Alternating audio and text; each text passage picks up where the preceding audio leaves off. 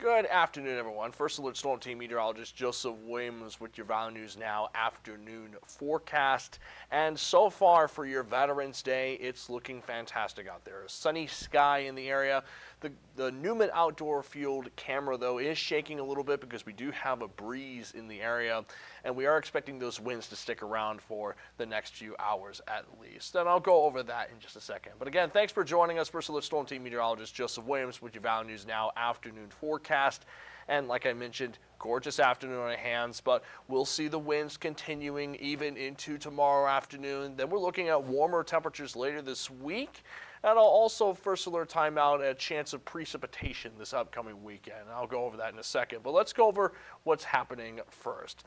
So what's happening today is we have this low pressure system from Canada. Its cold front just pushed through our region earlier today, and there's not much energy associated with this cold front. That's why we didn't really see much of a drop in temperatures today. In fact, we have a lot of warm air building in from the west, pushing into our region today. That's why we're seeing temperatures in the 50s across much of our region. We have warm air building in ahead of an upper level ridge, which is a high pressure system thousands of feet up out in the western U.S. High pressure will push in tonight, and that will keep skies mostly clear and sunny through tomorrow afternoon, but the proximity between the low out east and the high out west will mean that we'll continue seeing some wind heading into tomorrow afternoon as well.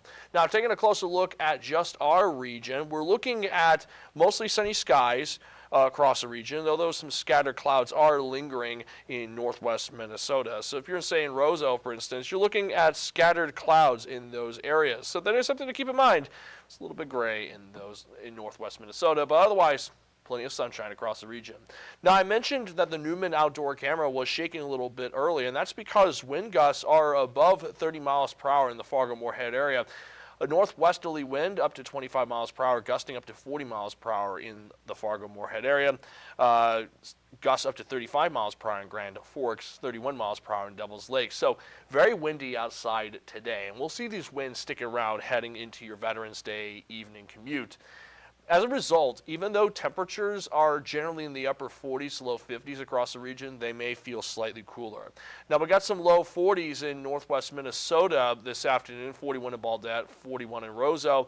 But the rest of our region, like I mentioned, is in those 50s, like 56 in Sisseton, 46 in Langdon, and 48 in Devil's Lake. Very mild indeed, much warmer than the past few days. So we're taking a break from that cold that we've seen these past few days. And heading into the next few hours, if you still have any Veterans Day plans if you have any plans to continue celebrating Veterans Day heading into tonight, we're looking at clear skies, cloud-free skies across our region.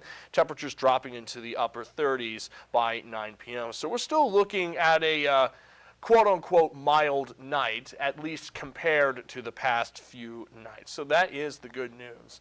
Now, something to keep in mind, though, is that those upper 30s to low 40s heading into tonight will feel cooler because we're still expecting a standard breeze in the 25 to 30 mile per hour range up until 10 o'clock when the winds end up subsiding.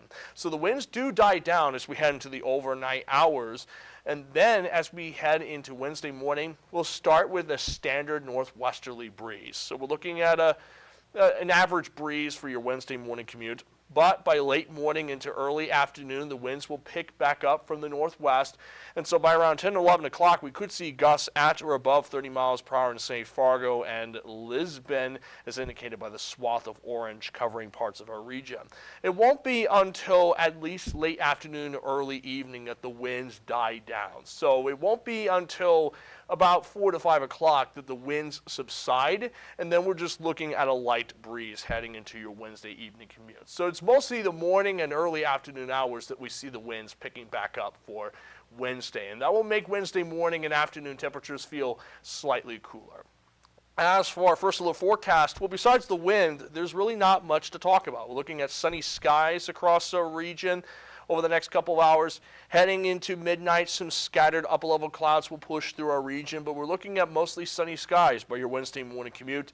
More sunshine as we head into Wednesday afternoon and evening with just some of those upper-level clouds streaming into our region. But I still expect plenty of sunshine for your Wednesday afternoon and evening commute. Overall, not a bad day to go outside.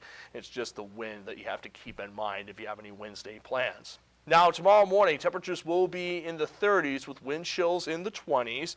By the afternoon hours, climbing into the mid to upper 40s. I'm thinking low 40s out in Langdon with wind chills in the upper 30s up north and wind chills in the mid 40s down south due to those northwesterly winds. So the afternoon hours will be in the mid 40s to low 50s.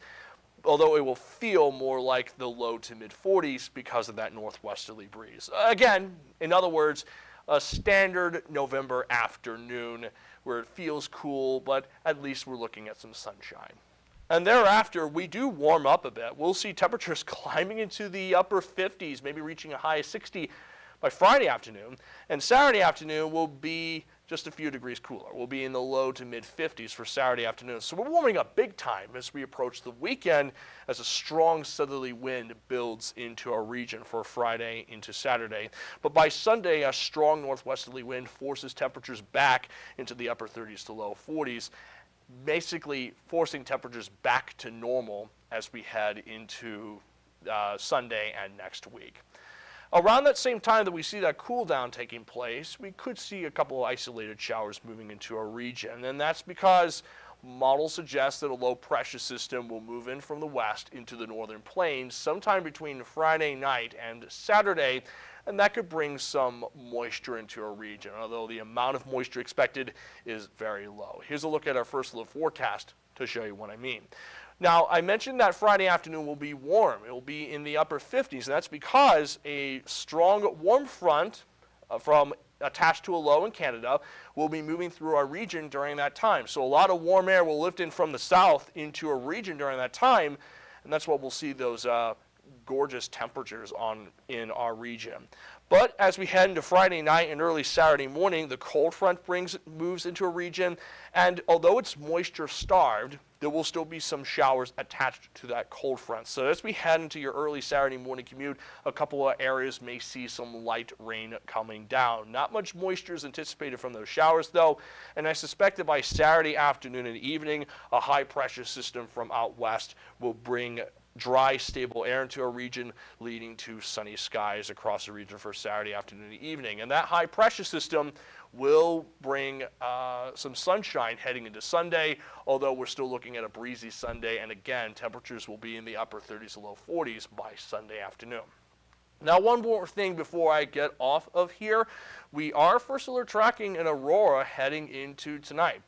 A geomagnetic storm is expected to hit the Earth, and that will lead to those aurora lights moving down into the northern plains. So if you are up tonight during the overnight hours, again, remember skies will be mostly clear, just a couple of clouds here and there. So if you're up for tonight, you may be able to take some gorgeous photos of the northern lights as they move down into a region. And notice this red line right here. That indicates that if you may be able to view the northern lights as far south as South Dakota, basically. So gorgeous event expected indeed if you are able to stay up for tonight. So just to recap everything, again, we're looking at temperatures steadily climbing. We'll go into the upper 40s to low 50s tomorrow and Thursday.